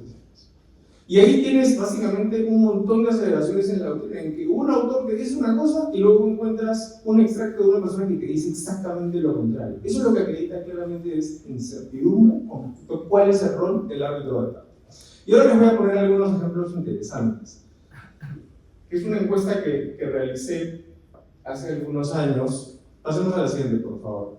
Con respecto a situaciones concretas, a efectos de acreditar esta incertidumbre. Siguiente, por favor. Vamos a pasar rápido en virtud del tiempo. Preguntaba, una de las cuestiones que es bastante aceptada y está en las directrices de la IVA sobre presentación de parte es que la parte puede coordinar ex parte con el árbitro a quien se le tiene que designar al presidente. Este es un momento realmente incómodo. A mí me resulta muy incómodo porque a mí sí como counsel me gusta tener un sello en quién va a ser el presidente. Quiero que sea alguien en quien confía mi firma de abogados, en quien confía el cliente sobre todo. Pero ¿cómo se realiza ese trato? Porque al final la decisión es del árbitro, ¿no? Eso es lo que establece el reglamento. Entonces, ¿hasta qué punto tú puedes tener incidencia? ¿Tú puedes vetar todos los nombres que quieras? ¿O no puedes vetar todos los nombres que quieras? Yo usualmente hago una práctica, simplemente le pido al árbitro que mande una serie de nombres. Pregunto en primer lugar si se siente cómodo, ¿no? Y luego antes de nombrarlo. Así que sí, le mando una lista y yo le mando básicamente las preferencias y punto. Pero la pregunta que yo hacía en la encuesta es, ¿una parte puede vetar todos los nombres que quiera o no puede hacerlo? Pueden ver los resultados absolutamente incertidumbre. Cada una de las personas decía algo de esto. Siguiente pregunta, y acá estas son más interesantes. Perdón. La siguiente es, ¿puede un árbitro de parte leer con más detenimiento los memoriales y dedicarle más tiempo a los argumentos de la parte que lo nombró en el marco de la audiencia? ¿Debe hacer eso o no debe hacer eso? Nuevamente pueden dar las respuestas absoluta incertidumbre. Cada una de las personas te decía algo distinto. Siguiente. Y esto es típico en la audiencia. Yo estoy seguro que los que han vivido audiencias lo viven. ¿Puede un árbitro de parte realizar preguntas con el único objetivo de darle una ayudita a la parte que lo nombró? Que eso pasa todo el tiempo. Es una cosa impresionante, ¿no? Y no solamente lo hacen, sino la siguiente pregunta que hacía es, ¿puede un árbitro de parte realizar preguntas a la parte que no lo nombró de alguna manera únicamente para perjudicar su caso? Pasa todo el tiempo. Todo el tiempo. ¿Puede hacerlo o no puede hacerlo? Yo creo que no debiese poder hacerlo de ninguna manera, ¿no? Pero, nuevamente, no está claro. Nuevamente, la encuesta lo que acredita es que nadie tiene claras estas cuestiones. Ahora, quiero pasar rápidamente al siguiente, pasemos a la siguiente al siguiente tema que es el partisanismo. Siguiente, por favor. Entonces, no les quiero aburrir con algunos temas que estoy abordando con respecto a qué es el partisanismo, en fin, eso es una cuestión más teórica, pero primera pregunta, ¿existe el partisanismo? Yo creo que todos podemos decir que sí. Hay estudios, hoy en día hay un estudio interesantísimo que les recomiendo mucho, que es el estudio que realiza Sergio Puig y Anton Stresner, que hacen un estudio que se llama un artículo que se llama Affiliation Bias in Arbitration, y realizan un experimento con viñetas. Y ellos acreditan básicamente que el mecanismo de designación unilateral lo que tiene un impacto en la conducta de los árbitros y que incentiva el participismo. El mero nombramiento, el simple hecho de venir y decirle a alguien, tú eres mi árbitro, creo que tiene un efecto psicológico. Eso hablaré en un ratito. Pero ellos lo acreditan a través de estudios conductuales, lo cual me parece más interesante que venir y preguntarle a personas que viven el día a día si consideran que hay partisanismo. Para todos es evidente. Pero también hubo una encuesta de PCLP, en que también se analizó, ellos hicieron una pregunta a muchas personas, cientos de personas, si consideraban que había partisanismo, y la percepción general, el 70% de los abogados era, por supuesto, que existía partisanismo. Ahora, causas del partisanismo. Esto es, en realidad, a mí particularmente, quizás a ustedes les parece más aburrido, lo que ha resultado más fascinante en el momento de redactar mi tesis. ¿Cuáles son las causas del partisanismo? Y en realidad, para esto no he estudiado Derecho, que es por eso me ha gustado tanto. He estudiado Psicología, Sociología, Antropología, incluso Teoría de la Persuasión. Y cuando te metes a analizar esos temas, cuando tú hablas con psicólogos, sociólogos, antropólogos, es indiscutible, ¿no?, que el simple hecho de nombrar a alguien crea lo que se denomina a nivel psicológico un término que se llama indebtedness, ¿no?, o a nivel antropológico, reciprocity. Existe una tendencia natural del ser humano a querer reciprocar. Por eso tú creas, eso lo dicen todos los psicólogos, sociólogos, un burden en la parte a la que tú nombras. El simple hecho de nombrar a alguien crea de alguna manera una carga ética y emocional en esa persona que es difícil. Yo no dudo que hay muchos alumnos que tienen estándares éticos altísimos. O sea, Fernando Mantuaria siempre habla de la técnica, de la ética inquebrantable de Roque Caivano. No tengo la menor duda de que hay muchos altos, pero para muchos es muy difícil. Es muy difícil, y eso está vinculado no solamente a esta primera causa, sino a la segunda, que es el incentivo para la reelección. Porque claro, existen muchos árbitros, y veo muchos que están, solo lo hablé una vez con Cristian Conejero, que están por encima del sistema y no les importa de alguna manera fallar en contra de la parte que los nombró, pero existen muchos cuyo pan del día a día depende de los nombramientos que reciben. Y claro, si fallan en contra de la parte que los nombró, lo que va a hacer esa parte es ponerle la X. Y están acostumbrados a siempre darle la razón a la parte que los nombró. Yo creo que también, sobre todo en el arbitraje doméstico, esta también es una causa del partisanismo. Y no solamente existe esta causa, sino también existe lo que yo he denominado los facilitadores del partisanismo. Lo primero está vinculado a la incertidumbre. Probablemente muchos acá hayan escuchado hablar del caso Lowen, ¿no? Es un caso muy famoso en que en el marco de un arbitraje de inversiones NAFTA, el juez Mikva fue nombrado como árbitro por parte de Estados Unidos. Y fue nombrado siendo una persona que había sido, digamos, representante estatal en todos los poderes del Estado de Estados Unidos. Y él, que no tenía idea de lo que estaba pasando, ya había laudado a favor de Estados Unidos en ese caso, en un caso que nadie entendió por qué laudaron a favor de Estados Unidos.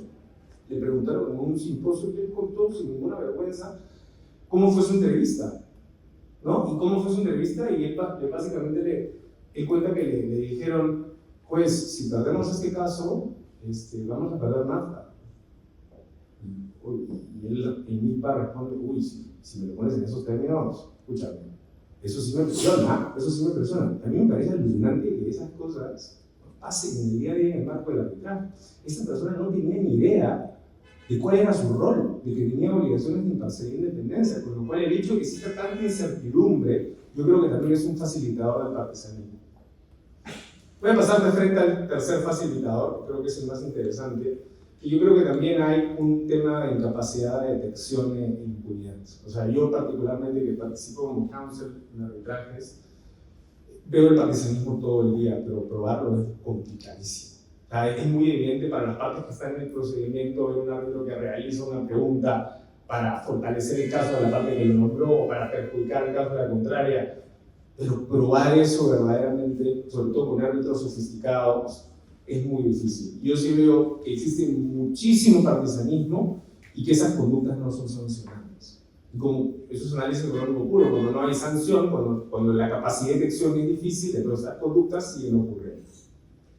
Ahora, Deteriora la legitimidad del arbitraje, siguiente por favor, y con esto voy terminando, el partisanismo. Yo creo que sí. O sea, yo creo que el measuring todo del arbitraje, o sea, básicamente, en base a lo que se debe medir es su legitimidad. Eso es lo importante. El arbitraje debe tener legitimidad frente a la sociedad internacional en general, frente a la comunidad arbitral en general, frente a todos. Y esa legitimidad se deriva en gran medida del comportamiento de los árbitros. O sea, una parte se puede comportar, un abogado se puede comportar de forma antiética. Si tú tienes un árbitro que se comporta sin integridad, sin imparcialidad, el arbitraje perdió completamente su legitimidad. Entonces, el rol del árbitro en el arbitraje es fundamental, por eso se dice que un arbitraje vale tanto como lo valen sus árbitros. Entonces, claramente el partisanismo afecta a la legitimidad, pero también afecta, obviamente, el trato igualitario en las partes, que es un mandato imperativo en cualquier ley de arbitraje, está en la ley modelo. Claro, si alguien es partisano, está inclinado hacia un lado, si está inclinado hacia un lado, entonces no está dando un trato igualitario a las partes. No solo, es la otra cara de la moneda. No ser imparcial significa no darle un trato igualitario a las partes. Pero el partisanismo tiene otros efectos, y la eficiencia también está muy vinculada, esto lo dice Alexis Moore en esta ponencia que realizó en la Haya, está muy vinculada a la legitimidad, y cuando tú eres partisano se incrementan las opiniones disidentes. Siempre, obvio, como tienes partisanos, o el sistema de organismo neutral, yo creo que incentiva el partisanismo. El partisanismo lo que hace es incrementa las opiniones disidentes e incentiva las recusaciones. Todo eso hace más costoso el procedimiento. Otro de los puntos que yo también veo es que se contraviene la meritocracia y se pervierten los incentivos. O sea, tú debes tener un sistema en el cual quién debiese ser nombrado como árbitro, el mejor cualificado, el que tiene estándares éticos más altos. Yo, al menos en Perú, no voy a hablar sobre Argentina, veo que varios de los árbitros más nombrados son los partisanos. Esas personas que las eligen porque sabes que van a hacer de forma muy solapita, o sea, muy caliente, van a hacer todo lo posible para que tú ganes tu caso. Y eso es un problema, porque en un mercado, lo que tienes que hacer como el mercado arbitral, tienes que lograr de que las personas más cualificadas sean los que brinden los servicios. Otro de los problemas es que claramente se pervierten los incentivos para la debida aplicación del derecho. Por supuesto, estás pensando en jalonear a favor de tu parte en lugar del incentivo correcto que debe tener un árbitro, que es aplicar correctamente el derecho. También, obviamente, se elimina la posibilidad de una adecuada y una sana deliberación con árbitros partisanos, que es muy importante para la legitimidad. E incluso, este tipo de partisanismo también incentiva claramente la corrupción. Te lo digo porque lo he oído en Perú, ¿no? Ustedes han escuchado el nombre de Horacio Canepa, que fue un árbitro nombrado 19 veces por Odebrecht, que lo que hacía era simplemente realizar tratos con otros árbitros.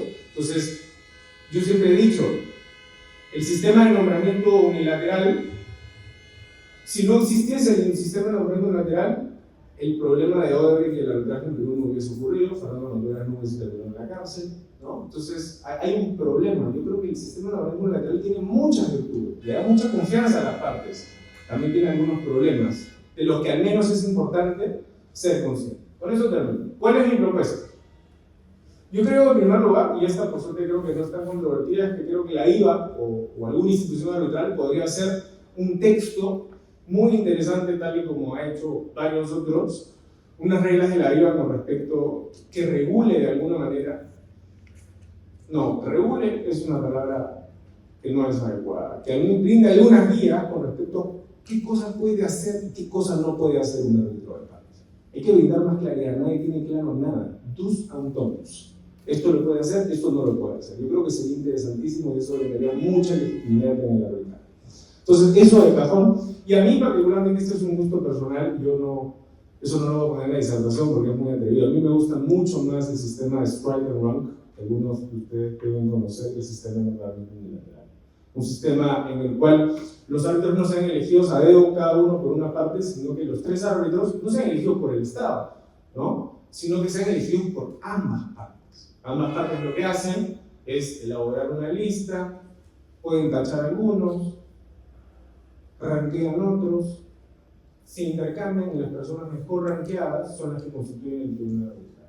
El que tiene más puntuación es presidente. Eso tiene muchos beneficios en el sistema. En primer lugar, a los árbitros partisanos y corruptos como Horacio Carnevale los sacas del sistema por completo en una. Pues claro, tú lo ves en una lista, ¿no? Y lo primero que haces es lo tachas. Strike, eso es lo que haces. Pero en segundo lugar, con ese sistema, lo que logras es que los árbitros no sientan que le deben nada a nadie. Esos árbitros que no tienen principios éticos tan sólidos pueden convencerse de que ellos no le deben nada a nadie y puedan resolver con los únicos incentivos que son adecuados para resolver una controversia, la debida aplicación del derecho. Muchísimas gracias.